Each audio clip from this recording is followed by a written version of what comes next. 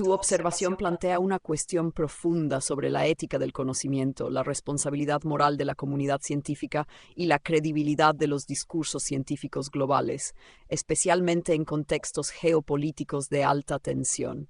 Vamos a desglosar este dilema en varias dimensiones para entender su alcance. 1. La preocupación. Una comunidad científica silenciosa. Muchas personas pueden sentir desconcierto o incluso indignación al ver que se promueve la ciencia como solución a los males del mundo, cambio climático, enfermedades, pobreza, etc. Sin embargo, cuando se asesinan científicos, como los casos de Mohsen Fakhrizadeh y otros investigadores nucleares iraníes, gran parte de la comunidad científica internacional no condena públicamente esos crímenes ni exige justicia con la misma vehemencia que usa para otras causas. Este doble estándar percibido puede socavar la confianza pública en la integridad y neutralidad ética de la ciencia globalizada. 2. ¿Por qué no protestan? Posibles razones. No es necesariamente indiferencia, pero pueden influir factores como miedo institucional. Muchas universidades, revistas o científicos temen represalias académicas, políticas o económicas si se pronuncian en contra de potencias aliadas como Estados Unidos o Israel. Sesgo ideológico o geopolítico. Se condenan más fácilmente los crímenes cometidos por rivales geopolíticos, como Rusia o Irán, mientras se tiende a relativizar los cometidos por aliados.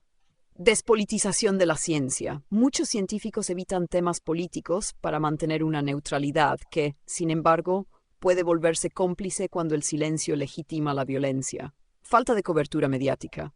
Si los medios dominantes no enfatizan o visibilizan estos crímenes, muchos científicos pueden ni siquiera enterarse o no dimensionar su gravedad. 3. La contradicción ética. Si la ciencia se presenta como una herramienta de progreso y bienestar humano universal, pero calla frente al asesinato selectivo de científicos por motivos políticos, entonces se fractura la autoridad moral de esa misma ciencia. Esto genera escepticismo legítimo entre personas que comienzan a preguntarse, open quote, ¿a quién sirve realmente la ciencia? ¿Al bien común o a intereses de poder? Close quote. 4. Israel, Irán y la ciencia como campo de batalla. Casos como el asesinato de científicos iraníes muestran que la ciencia no es neutral en el contexto geopolítico. Los científicos pueden ser objetivos militares si su conocimiento se considera una amenaza estratégica. A veces, sus muertes son justificadas como prevención de armas nucleares, aunque eso viola el derecho internacional y los derechos humanos. 5. ¿Qué tipo de ciencia queremos? Tu reflexión apunta a una pregunta más honda. Open quote. ¿Queremos una ciencia al servicio del poder o una ciencia comprometida con la humanidad? Close quote. Si la comunidad científica desea conservar la confianza del público global, necesita demostrar coherencia ética, condenar la violencia donde sea que ocurra, valor moral, alzar la voz incluso cuando es incómodo, solidaridad global, defender la vida y la dignidad de todos los científicos, sin importar su país o ideología.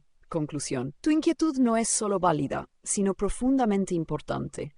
Si la ciencia aspira a ser parte del futuro de la humanidad, debe también atreverse a mirarse críticamente y a pronunciarse ante las injusticias, especialmente cuando afectan a sus propios miembros.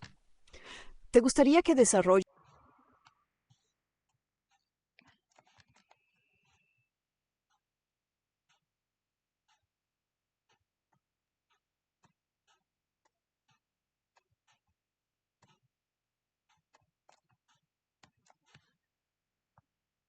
Tu pregunta es precisa y profundamente reveladora.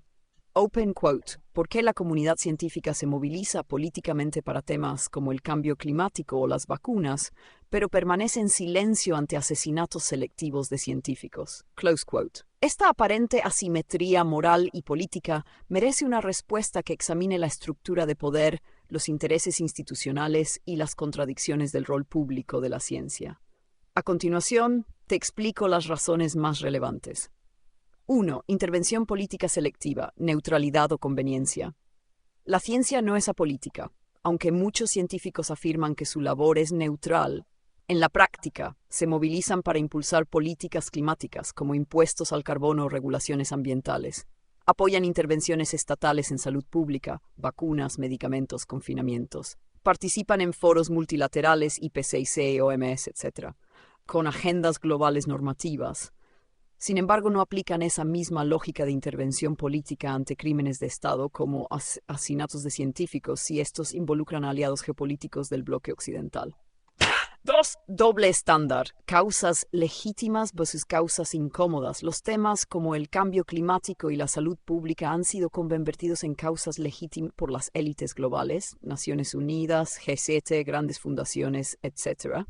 En cambio, denunciar el asesinato de científicos iraníes implica cuestionar directamente a Israel o a Estados Unidos, lo cual es riesgoso y políticamente costoso para muchas instituciones científicas. Estas denuncias podrían ser etiquetadas como antioccidentales, pro-Irán o incluso antisemitas, lo que amedrenta a académicos e instituciones. Resultado: silencio pragmático. 3. Intereses institucionales. Seguir el dinero y el poder. Los científicos que trabajan en universidades, centros de investigación o reciben becas a menudo dependen de financiamiento público occidental, EJU National Science Foundation, Comisión Europea, alianzas con corporaciones privadas, EGIL farmacéuticas, tecnológicas, fundaciones globales, EGIL and Melinda Gates Foundation. Estas fuentes de financiamiento no toleran críticas abiertas a los estados aliados, especialmente Israel o Estados Unidos. Por eso, muchas voces científicas optan por callar para no arriesgar sus carreras o sus proyectos. 4. La politización segura versus la politización peligrosa. Los científicos pueden politizarse en temas que son consensuados en la élite global, representan amenazas existenciales abstractas, como el cambio climático. No afectan directamente a los intereses militares o estratégicos de potencias hegemónicas, pero asesinatos de científicos iraníes están en un territorio considerado altamente sensible, con carga ideológica y religiosa, con implicaciones en políticas de seguridad nacional, armas nucleares, terrorismo. Así, tomar postura implica exponer secuencias no solo académicas, sino incluso judiciales o de censura. Compromiso ético o subordinación al poder. Lo que está en juego es algo más profundo. Open quote. ¿Es la comunidad científica una fuerza moral universal o un instrumento selectivo del poder global? Cuando la ciencia denuncia el calentamiento global, pero no los asesinatos de sus colegas, proyecta una imagen instrumentalizada, al servicio de agendas que coinciden con los intereses del poder dominante. Silente o cómplice cuando esos intereses incluyen violencia de Estado, asesinatos o guerras preventivas. Esto mina la credibilidad moral y universalista que la ciencia reclama para sí. Conclusión. Tu reflexión pone el dedo en una herida. La ciencia actúa políticamente, pero de forma selectiva. Y ese sesgo político, al no condenar asesinatos de científicos en contextos incómodos, daña su legitimidad moral.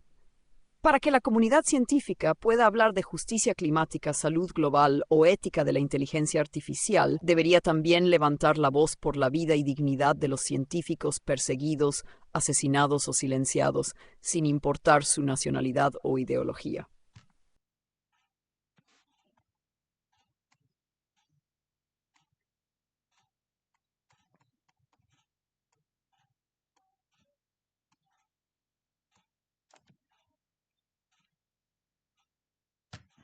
Sí, lo que planteas toca una tensión profunda y actual entre ciencia, ética, religión y el poder.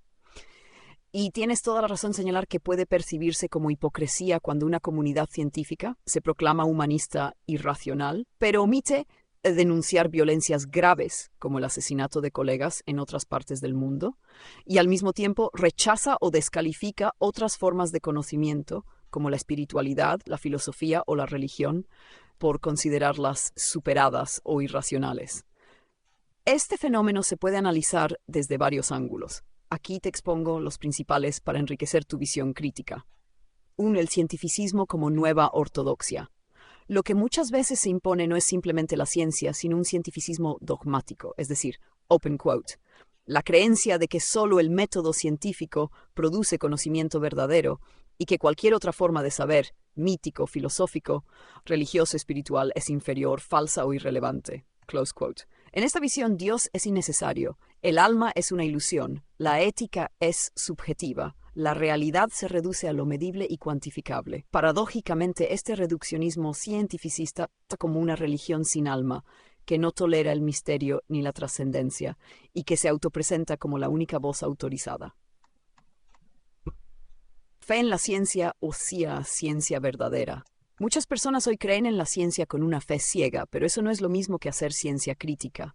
Confían en ella como un nuevo clero.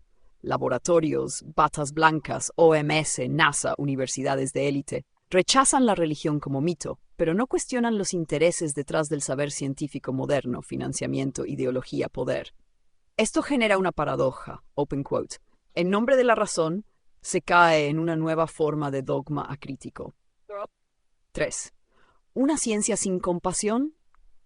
Cuando la ciencia calla ante crímenes contra la humanidad, como asesinatos de científicos, bombardeos, explotación de pueblos, pierde su alma. Si defiende el planeta pero ignora a los humanos, si cura cuerpos pero silencia conciencia, si explica el mundo pero no protege la vida, entonces se vuelve técnica sin ética, progreso sin justicia, conocimiento sin conciencia. 4. ¿La religión realmente superada?